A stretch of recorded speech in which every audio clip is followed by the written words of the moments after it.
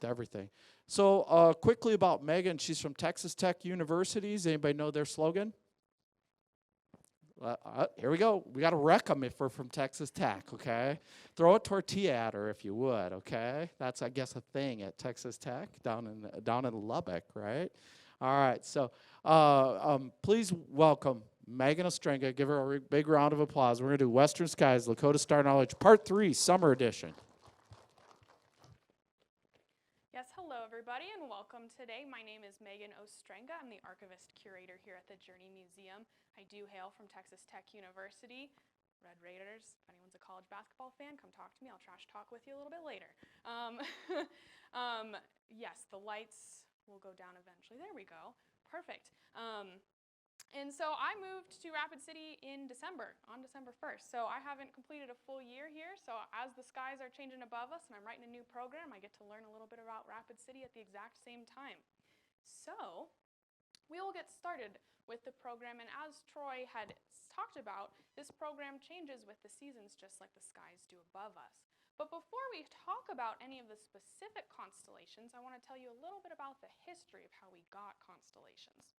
So way back in the day, way back before we had telescopes, way back before we were naming constellations and finding planets and whatnot, we all thought that the Earth was the center of everything. That all of the stars were going around us, the sun was going around us, there probably weren't any other galaxies out there, and this was called a geocentric view of the universe, or view of the sky. And during that time, we're looking for ways to kind of tell the seasons, to see if there were any patterns. And so, trying to make an order of the chaos of all the stars that we saw out there, astronomers started labeling the 12 zodiac constellations. And so what that told us was as the sun passed through that constellation, that told us what time of year we were in. So for example, if you're a Virgo, the sun passes through Virgo in September. It's not when it's in the sky, if that makes sense. And so that's what they were starting to do with all of these zodiac constellations. However, now knowing what we know, that is not true. We are not the center of the whole universe, unfortunately. There are others out there. And so what we've learned is that the Earth itself is rotating.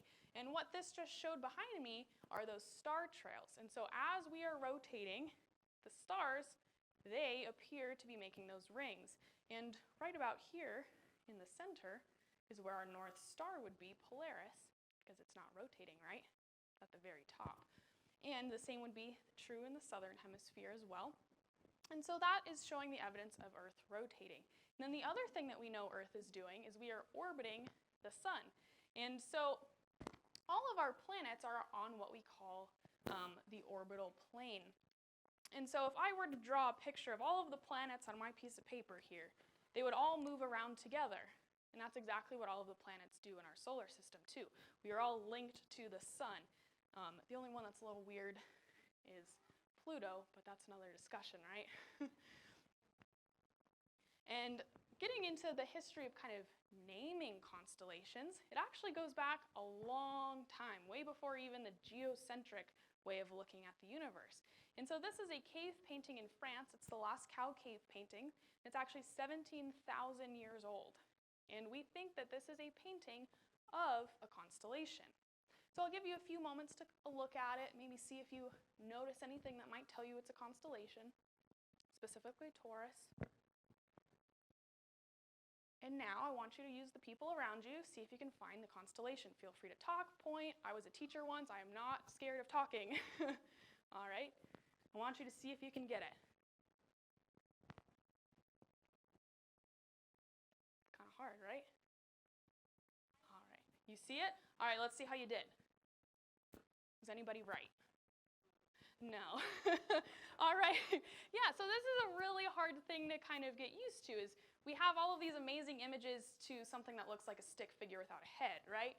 So this is Taurus the bull, and I'll go back to the image. And so we saw kind of that stick figure. This is the leg part of the stick figure. You can see those dots in the head of Taurus. But really what shows us that this is actually a painting of that constellation, if any of you noticed, do we see that group above the constellation? It's up there, right? And that is the Pleiades, or the seven sisters. And the Pleiades is what we call an open star cluster, which means there's only about 100 stars that are in there. They're just loosely bound together, kind of hanging out together. Whereas we have things that are called globular star clusters, and those are huge clusters of stars, maybe tens of thousands of stars. There's actually one that's up in the summer sky that if you go to the Badlands, you might be able to see. So, like I said, that's another type of star cluster that we have. But kind of moving into some of the ones that are in the night sky tonight is we have probably one of the most famous constellations, which is the Big Dipper. It's depicted here. However, I'm sorry to burst all of your bubbles, but the Big Dipper is not a constellation. It's actually what we call an asterism, which just means a smaller grouping of stars that make up other constellations. So, the Big Dipper is a part of the constellation of Ursa Major, which is the Big Bear. And it is a bear with a funky-looking tail, so I don't know if we've seen any of those in the real world. But here is what the full constellation looks like. And unlike Taurus, I can kind of see where they get the actual animal from, right? We've got some legs, we have a whole body, we've got the head, and that funky-looking tail again. And so, looking in the night sky, we've got our dipper. That's kind of the easy part to find, but we have the legs coming off and our head. And then just above it, we have our little dipper, or the little baby bear. And if you use these two stars in the part of the Big Dipper, you can draw a straight line up to this star, which is Polaris, or the North Star. And that's the end of the handle of our little dipper. And now the other way that I like to kind of help myself find these is I imagine that there's water in the cup of this little dipper. And that water would be pouring into the cup of the Big Dipper. And in about 6 months, when everything rotates, the Big Dipper will be on top and the water will pour right back into the cup of the Little Dipper. So they're always pouring into each other, which is pretty cool. And so now I want you to practice. They didn't move. I want you to see if you can recognize them. Maybe even just start with the Big Dipper. I'm hearing a little bit more success now, so that's good. You see some? Awesome. So yes, I'll point it out again. Here is the handle of the Big Dipper, the tail of our bear. There's the cup. If you see the legs here, and back up to the cup. There's the other legs. And then the head. And then did anyone remember about Polaris way up there? All right. And so now we're going to move into some other constellations that we can use the Big Dipper to help ourselves find. And so the next one is Boötes, and he was an ox herder. And it said that he was just always following the dippers around the North Pole. So his job never ends. He's always herding those oxes, and they're always running away from him. And I don't know if I see a person, but I definitely see a kite with legs. So, yeah. So whatever they look like to you is perfectly fine, you know? So, trying to find this, I changed where the dipper is here. It's on its side now. I wanted to really keep you guessing. So here is the arc of the handle. And so here's my little helpful tip for you. We're going to arc with the handle to the star named Arcturus. And that is that brightest star, I'll go back to it, at the bottom of our kite right here. So, Arcturus, and then we draw our kite. And then the legs can be wherever you want them to be. And then continuing on, past Arcturus, we will spike to the star named Spica, which is the brightest star in the constellation of Virgo. And again, Virgo comes up in September, or it doesn't come up, but the sun passes through it in September, but it's actually a summer constellation. So again, I know that's kind of hard to think about with all of the zodiacs that have been ingrained in us. And Virgo is actually one of the brightest and largest constellations in the whole night sky, but it's not necessarily the easiest one to find because it's kind of like the legs on Arcturus, right? You can kind of just pick whatever legs and arms you want, but the 4 main stars are these 4, and Spica would be this one. And now moving on to kind of some constellations that are all grouped together in their storytelling is we have Hercules. And so Hercules, he was half human, half god, and he wanted to become immortal. And so in order to do this, Zeus tasked him with 12 duties that he had to complete. And the first of those duties that he had to do was, as Disney showed us, fight Leo the lion. And so Leo had impenetrable skin, so you couldn't just shoot him with an arrow. You had to be pretty creative. And so most people that tried to fight Leo did not, well, they lost. And so Hercules, he came up with a plan, and he trapped Leo in his cave, and then he slowly starved him out. And eventually Leo did die. And Hercules then used Leo's claws to take off the pelt, and he would wear that to scare off his enemies. It's a pretty scary thing if you saw a lion coming at you, right? And so to remember Leo, he got put in the night sky. So this is another one with some creativity. So these two stars are the front legs of our lion. So this would be like the shoulder. And then if you see this curve here, that would be like the lion's mane. I'll go back to the shoulder. Now this is, we're going across the back. So this would be his hip. Coming down to a foot. Going back up to the hip. And then this is out to the tail. And back to the hip. Okay? It's kind of there, right? And now, again, this is another one. I definitely don't see a lion here, but I definitely see a mouse. So I go with Leo the mouse as the constellation. And once you kind of imagine it as a mouse, at least in my experience, I have never not been able to find Leo. So if that's what helps you to find these, go for it. These are all our own stories. These are all of our own interpretations. So if you have your own version, go for it. And so then the next constellation that has to do with Hercules is Draco. And Draco was a serpent. He was Hera's serpent. And she had a golden apple tree that people like to try to steal from. And so she put Draco there to protect her apples. And one of Hercules' duties was to get an apple. So he killed Draco, and then he was able to take as many apples as he wanted. And Hera was not happy about this, and she was very sad about losing her serpent, and so she placed his remains in the night sky. And so he is right here. We've got the head of Draco, and then you can see a long serpent body here. And now, just for a little bit of irony, this is Hercules. This would be the body. This is one arm going to a bow, and then, his foot stepping nicely on Draco's head. So they had a little bit of humor when they put those in the sky. But another thing that I like to point out again is this is the Little Dipper right here with Polaris, our North Star. And if you think about any of our medical symbols, it's always a serpent going around the staff. And it's kind of the same thing in the night sky, right? The serpent is going around our staff, or the North Pole. So it's pretty symbolic as well. And so now we'll move into just really the summer constellations. You will never see these here.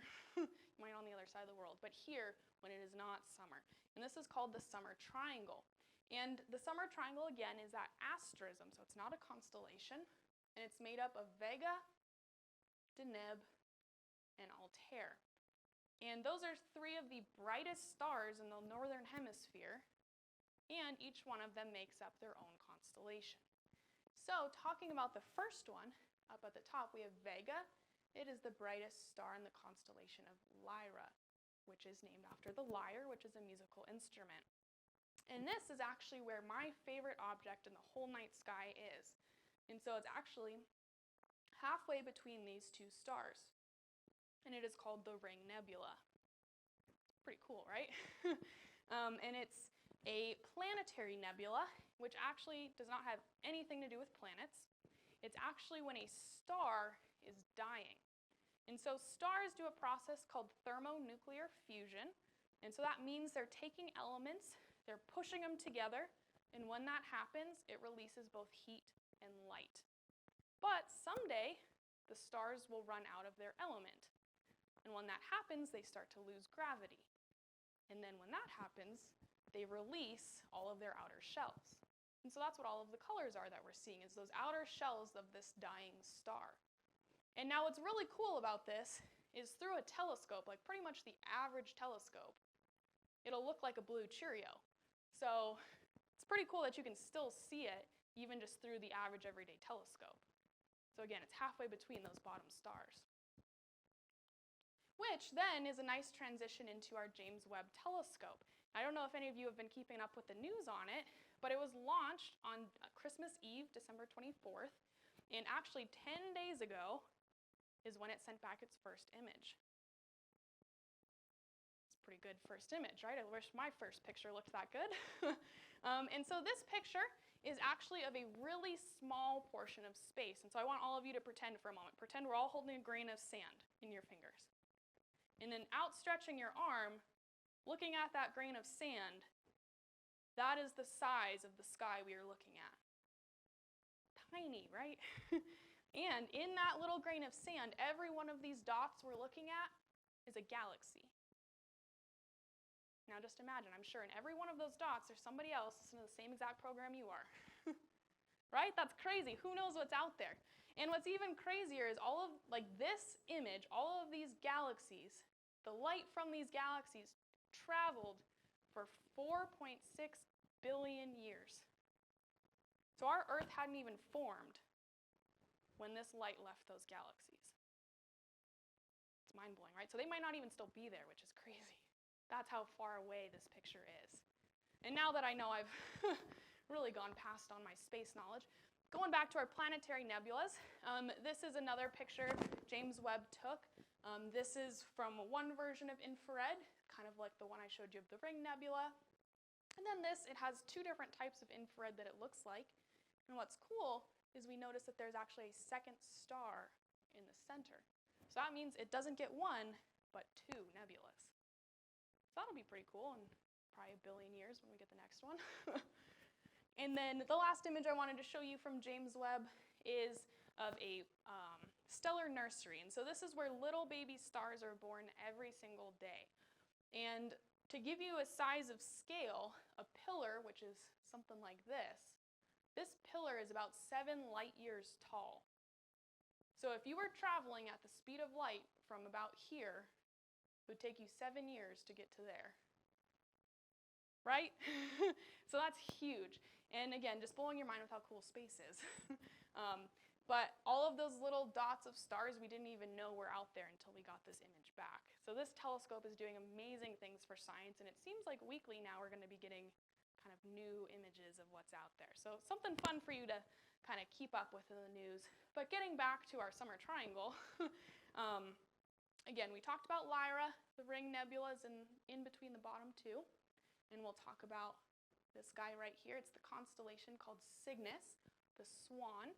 Also might be known as the Summer Cross by some of you. But the story of Cygnus the swan is Cygnus and his friend Phaeton, they were chariot drivers.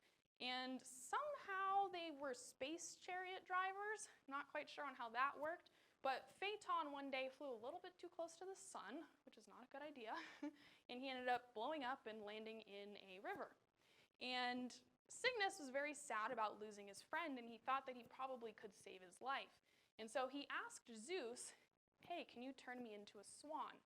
Even with the lifespan of a swan, I just want to be able to swim down and save Phaeton. And Zeus was like, weird, but okay. And so he actually did change Cygnus into a swan who saved Phaeton. And because Cygnus ended up dying so early because he was a swan, Zeus put his remains in the sky to remember how humble he was and how much he just wanted to help his friends. So that's the story of Cygnus. And then the last one down here, there's a couple different pronunciations of it. There's Aquila or Aquila. He is the eagle that carried the lightning bolts for Zeus. You'd think there'd be a cool story to go along with that, but I haven't found one yet. So pretty much a mystery to me on that one.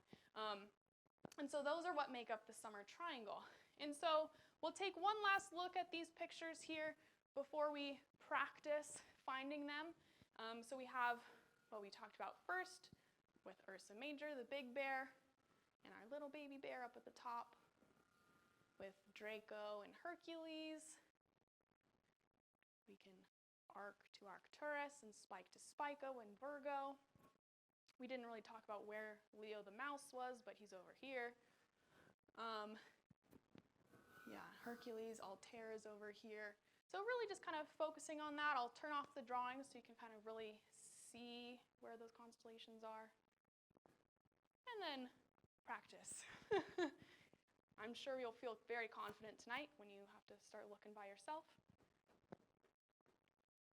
But they do start to look a little bit more obvious once you've kind of been looking at the lines for a little while. And so that will conclude the western portion of this program. And so now we'll start to look at the Lakota constellations. And what I really want to emphasize with these is that the Lakota very much believe in mirroring, which means that what is in the sky is exactly the same on Earth and vice versa. And so those constellations up in the sky tell Lakotas when and where to be for their ceremonies. And so we have some videos from Craig Howe, and he will help explain some of these. And so we'll listen to one of those right now. This idea that we are related to all the parts of the universe is very important in the Lakota way of thinking. But at the time of our ancestors, life was a lot more difficult.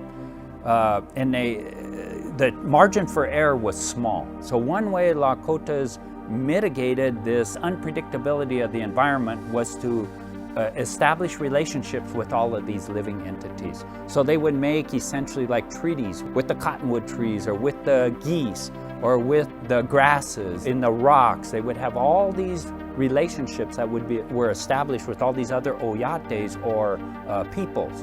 All of those entities were seen as living and as relatives to the Lakotas. And that's the way the Lakota world was structured, with all these things we see on this world, and also with the stars and all of the things in the sky as well. And so we'll take a look at this image of the hide map of the Black Hills, and we'll talk about the first of the stories, which is this hoop here. And so this is the Great Race story. And so the two-leggeds and the four-leggeds were going to have a race around the whole Black Hills. And that's because the Black Hills represented the heart of everything that is. It was the center of their world. And the two-leggeds and the four-leggeds had to race to see who had dominion over who could eat who. And so all of the animals participated in this race, and it was 4 laps around the whole Black Hills, which is a very long race. And I'm sure, as you can imagine, the longer that this race went on, they started to wear off the bottoms of their feet. And so as they were completing this race, they were staining the trail with their blood, staining the rocks red. And there's a few different versions as to how the race ended. One version is that there was no winner. And then another version of this is that the magpie flew onto the horns of the buffalo. And as the buffalo was running closer and closer and closer, the magpie was just along for the ride, and then just before the finish line, flew on ahead and won the race for the two-leggeds. And that is why, as two-leggeds, we get to eat other animals. And the magpie is very highly revered in Lakota culture, and also is the buffalo. And so like I said, those were the 2 different versions. And if we look at the Black Hills, we can see this reddish band all the way around from the stained rock of this race. And this formation is also called the Spearfish Formation, and it is mirrored in the stars as well. And so this is called the Hoop of Stars. And now the hoop is mostly visible in the winter months, but this half rises very, very early in the night sky, so if you are out there looking right at sunset, you might be able to see some of them. But we'll talk a little bit about this constellation and how it lines up. And this constellation is called Matotipila. And so, again, this is the hoop of the whole Black Hills. Matotipila is that kind of rectangle, and that lines up with the location of Devil's Tower, or is also known as Matotipila, the location. And Devil's Tower is where the Sundance occurs. And the Sundance occurs around the summer solstice. So that is where they would travel to following the stars. And the story of Matotipila, again, there are a few different versions of it. The one that I am the most familiar with is that there were 7 girls who were playing just outside of where they were staying for the night. And all of a sudden, these bears came out of nowhere and were trying to eat these girls. And they ran away. They ran even farther so no one could hear their screams. And Falling Star, which is represented by Polaris, Falling Star heard them, and he said, like, what can I do to help you? And they couldn't answer, and because they were just so scared. And so then what he did was he was like, no, just stand over here, stand on this area, and those girls did, and he made the ground rise, so they were safe out of the way of the bears. But the bears were clawing at the side of that rock face. And if any of you have been to Devil's Tower, you've seen that it looks like there's those chunks ripped off. And that is the explanation for that. And those 7 girls were remembered, again, by the 7 sisters, or the Pleiades. And so we'll also listen a little bit more from Craig about Matotipila. There are 2 fascinating stories related to Matotipila. The first deals with the Sundance, and Black Elk tells us that a man named Kabaya received the vision of the Sundance at Matotipila, and that is one of the 7 sacred ceremonies of the Lakota people. The first time in the High Dog winter count that the Sundance appears is for the year 1820-1821. The name for that year is Wi Ihamble Iewachigi, meaning he danced in accord with his vision of the sun. The second fascinating story about Matotipila is that there's a constellation in the sky that has that very same name. The Lakota constellation called Matotipila corresponds to the Greek constellation called Gemini. And if you look at the shape of Gemini, it's an elongated rectangle. And when Gemini rises in the east, it's horizontal, paralleled with the horizon. And then as it rotates through the sky, it stands up. And then when it sets in the western horizon, the orientation is vertical. And it parallels the relationship and the angle of Matotipila, the landmark. So among Lakotas, Matotipila has another name, Patehechi, gray buffalo horn. When that constellation is in position to mirror the landmark, the 2 shapes suggest the horns of a buffalo bull. This is exactly what we see in the ancient petroglyphs carved into the rock of Matotipila. And so, again, just looking at where the constellation is, now just giving you perspective on where we're moving to in the summer months, moving a little farther west, we have the Dipper showing up. And the Big Dipper is very special in the Lakota culture because they see all of the spirits are on the Milky Way, and then your spirits are delivered by that on the Dipper. And so, again, we have another video here from Craig. From a Lakota viewpoint, when an individual is born, they are given a spirit, a wanahi, from a star. And then they live their whole life with that wanahi, with that spirit. And then when they die on this earth, that spirit leaves. And it goes into the cup of the Big Dipper. The 4 stars then carry that spirit to the Milky Way. And those 4 stars are called the carriers. Sometimes they're seen as individuals carrying a blanket with a spirit between them. And sometimes, Biko mentions this, they are horses that are carrying the spirit to the Milky Way. Now, the Big Dipper has 7 stars. The other 3 stars in the handle are the mourners. So 4 carriers and 3 mourners accompany the spirit to the Milky Way. In Lakota, the Milky Way is called the Wanahi Tachanku, the spirit trail. So, like I said, that was for the Dipper. And then the next constellation that we have right here is just below it. It's this little curve. If you're recognizing it, it's either the head of the lion or the tail of the mouse for Leo. And this is the fireplace. And Lakotas use a fireplace in their sweat lodges or purification lodges as a ceremony to symbolize life or death. And so what they would do is they would heat up rocks in the fire, they would bring them into the lodge, and they would pour water on these rocks to produce steam. And then seeing the steam, they would be seeing the holy breath, and that is what would purify them in these lodges. And so this ark is the fireplace, symbolizing that. And then moving into our next constellations as well is we have the salamander and the turtle.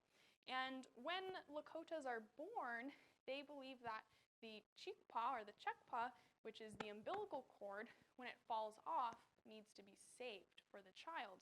And that's because if they don't save that, then they say that the baby is always looking for their chekpa. So they'll be noisy, they'll be restless, they won't know what happened to their original connection, to what brought them here. And so girls and boys have different symbols. The symbol for the girls is the turtle, and that's to show steadfastness, to show loyalty. And then boys receive the salamander, and that's to show adaptability. Thinking about salamanders and lizards, they can lose their tail, and then they have to figure out how to keep going while the new one's growing back. So it's boys, they say when they get older, they'll lose their family, they'll move on. They need to figure it out as an adult now, start their new family. And they'll always bring those with them. And now, the salamander is a summer constellation. The turtle will be rising in the late fall and become a winter constellation. So the turtle isn't up yet, but the salamander is. And so that's kind of the farthest one that we'll talk about. And then the last constellation we'll talk about here is of the Thunderbird. And there are a few different thoughts on the Thunderbird or the Wakinyan. And some folks say that it lives on the top of the Pahasapa or the Black Hills, and other folks believe that they have left because the Black Hills was never supposed to be somewhere that tourists were going. It was a sacred and holy place. And now that tourists are here, it is less sacred and less holy in that it has become dirty. And so they say that maybe the Thunderbird is not wanting to be here anymore. But like I said, there's those two ideas about it. Not saying either one is right or one is wrong. It's just depending on who you talk to. And so those are the last of the farthest constellations we'll talk about. Here is that Thunderbird close up. And kind of with the lines drawn, it'll come down, kind of make a line in the center. They'll have a line for each wing, which we'll see here. Let you practice looking at those lines. I know we already did the Dipper, and we should know that arc from our Western constellations. And then, like I said, there is the 3, that would be the tail, and our 2 wings, and then this is the salamander. So again, I'll let you practice with no lines. It's always a little bit harder. And now we'll just move a little bit farther towards early summer or late spring, just so we can see Matotipila again and how close these are to Matotipila. I'll let you practice with no lines here again.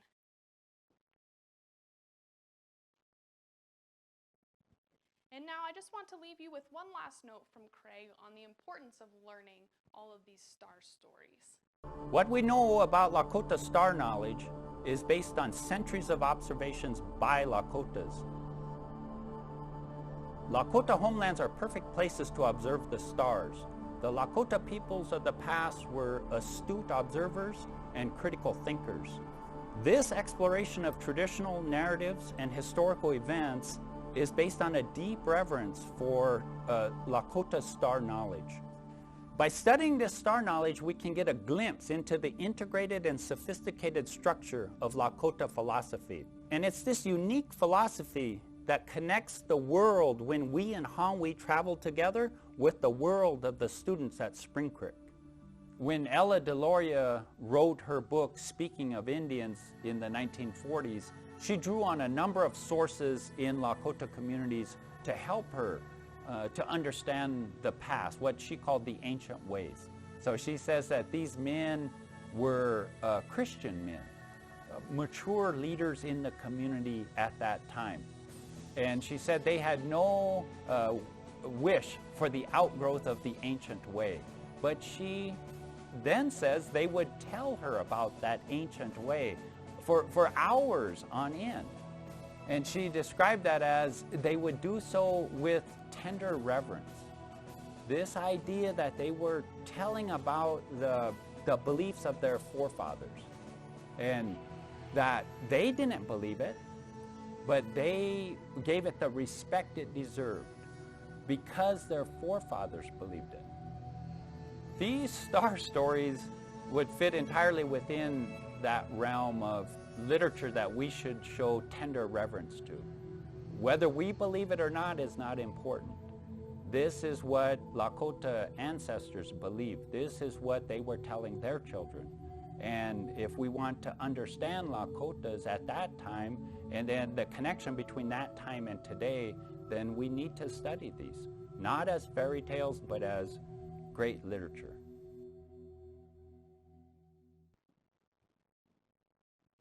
And then I'll just leave you with an image that shows both the Western constellations and the Lakota constellations. And the Lakota constellations are the colorized ones, and it's kind of washed out a little bit, at least from down here, but kind of those orangish ones in the background are the drawings of the Western constellations. And so with that, we'll have time for any questions that any of you may have. I think Troy might turn the lights on here, so warning. That way we can find you if you have a question. I'll come to you so you guys could ask your question into the microphone so everybody else can hear it. Did you have a question? There was a hand up down here, I thought.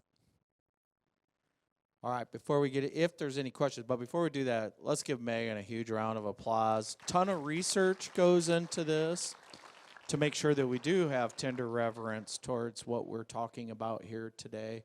And it's really awesome to see such a great crowd here joining us today. But any questions for Megan? Need any more tips for finding all those constellations tonight when you go out to the Badlands or out in the Black Hills here?